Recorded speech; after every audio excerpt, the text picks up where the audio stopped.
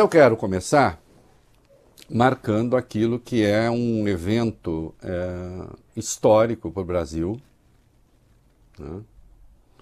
Muitos dos que acompanham esse programa pelo rádio, pelas redes sociais, pela televisão, né, não sabem o que é viver numa ditadura. Não tem essa experiência. E eu diria, felizmente, ninguém precisa viver numa ditadura para saber como é que é.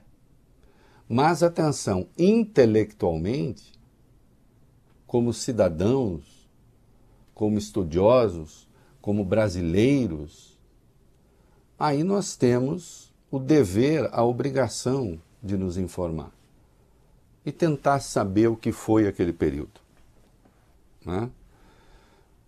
Eu me coloco nesse cenário. Eu tenho 62 anos. Eu comecei na militância política em 1976. Eu tinha 15 anos. Ainda estava em vigência o AI-5. E todos andávamos com medo, com muito medo.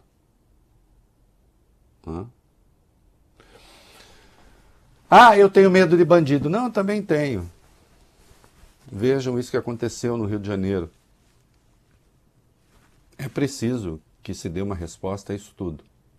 Mas quando a esse medo se junta o medo político, não é?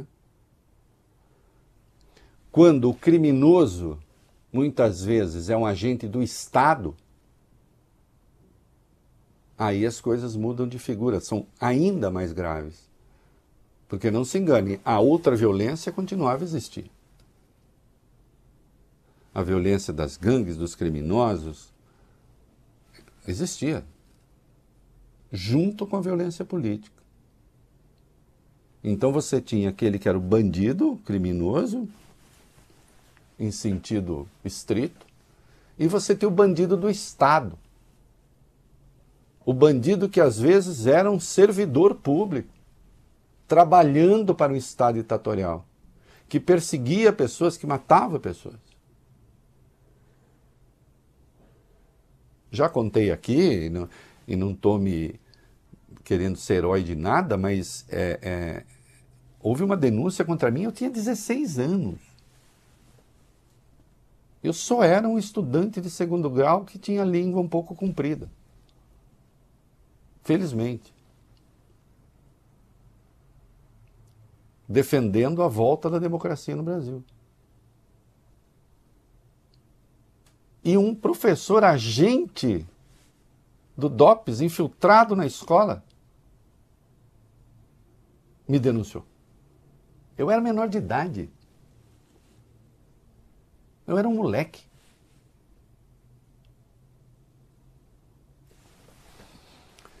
A Constituição de 88, que faz 35 anos, pôs fim.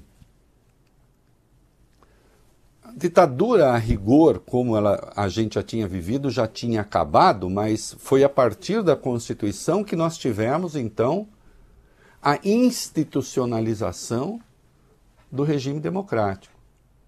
Constituição que Ulisses Guimarães, o deputado que comandou o processo constituinte, para quem não sabe, chamou de Constituição Cidadã. E sim, essa Constituição, aqui e ali, ela costuma ser alvo de muitos ataques. Porque ela é ampla demais, porque ela segura direitos demais, porque ela é muito detalhista. Às vezes, também acho que ela é muito detalhista.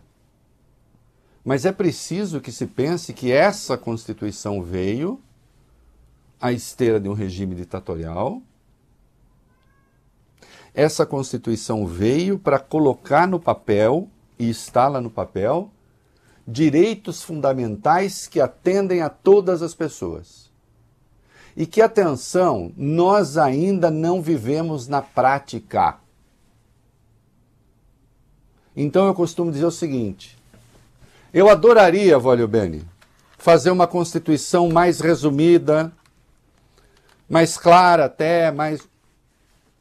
Agora, é preciso que a gente distribua um pouco mais os direitos no Brasil, né?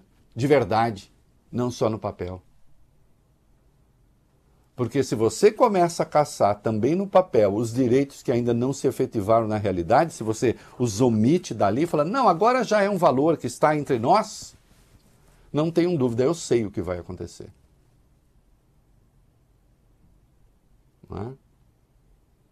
O Reino Unido mal tem uma Constituição, tem um conjunto ali de jurisprudências. Mas há direitos da cidadania que estão de tal sorte entronizados que se sabe que ninguém vai mexer com eles. Com os quais nem Margaret Thatcher, uma ultraliberal no poder, mexeu. Agora aqui, infelizmente, a primeira tentação de alguns setores gloriosos, com todas as aspas, das nossas elites, é cortar direito de pobre. E se a gente não tomar cuidado, é isso que acontece. Então essa Constituição é ampla, sim. O ministro Roberto Barroso lembrou isso no seu belo discurso de posse. A Constituição trata de muitos assuntos. E por isso mesmo o Supremo é tão demandado. E por isso mesmo o Supremo é tão acionado. Quando vem algumas críticas estúpidas ao tribunal, esse tribunal se mete em tudo. Em primeiro lugar, voglio bene, Larissa, o tribunal não se mete em nada se ele não for chamado, se ele não for acionado. E há muitas possibilidades de ser acionado, porque de fato a Constituição versa sobre os mais variados temas. Saúde está lá, educação está lá, meio ambiente está lá, direitos trabalhistas está lá, direitos individuais está lá, direitos públicos está lá. Direitos dos povos originários, dos indígenas, está lá. Numa Constituição abrangente.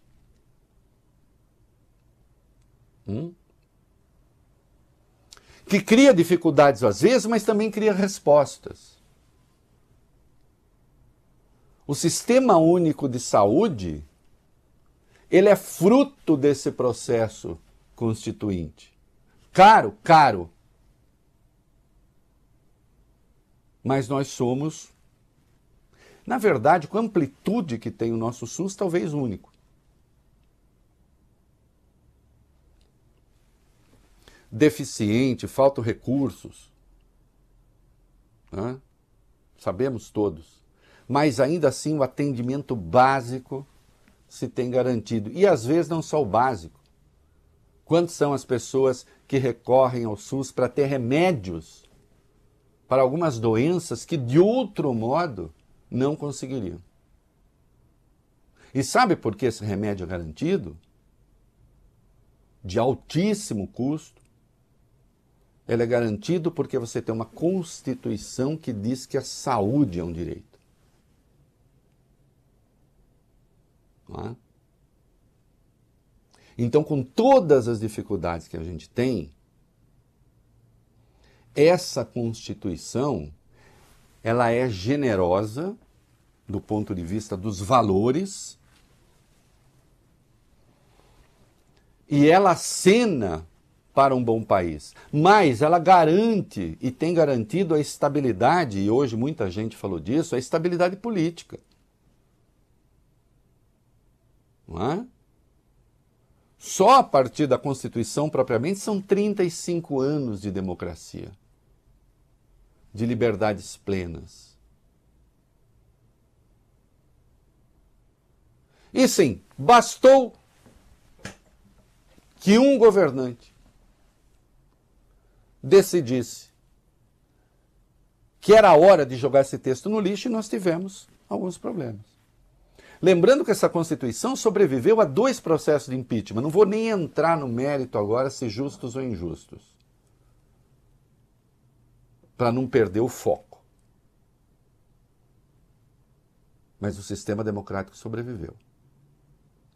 E sobreviveu, inclusive, a um aloprado que passou 4 anos pregando o golpe de Estado, que acabou resultando no 8 de janeiro. E sobrevivemos também.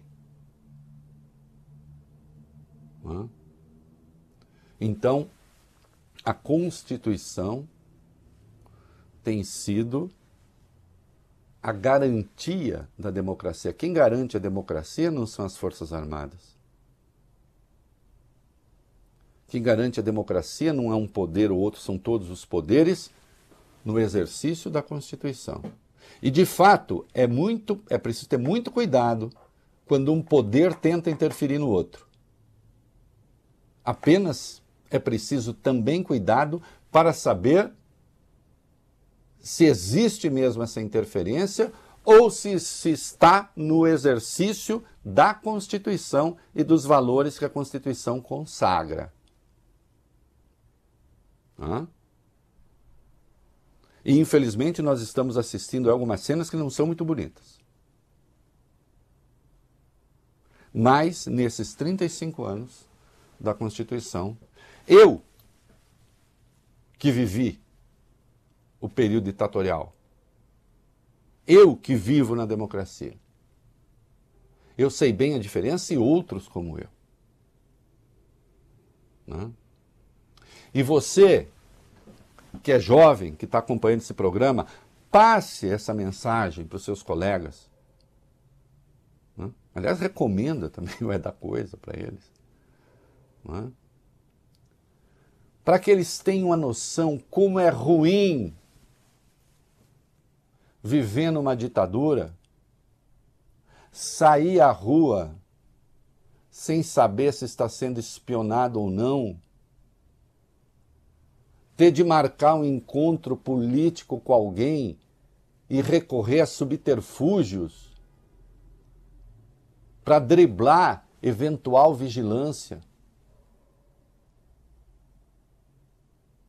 Ver a cara e a voz do poder ditatorial se dizendo defensor da democracia. Felizmente, vocês jovens não conhecem isso. Vocês conhecem a tentação de um sujeito que teve a tentação de fazer isso. Mas esse regime consolidado, não. E eu posso lhes dizer, isso é muito ruim. É o arbítrio. É o poder que se exerce sem a disciplina da lei. Ou, às vezes, com a disciplina da lei, mas de uma lei também ela ditatorial. Vencemos isso. E sempre, sempre, sempre temos de tomar cuidado para que tentações autoritárias não nos tomem de novo.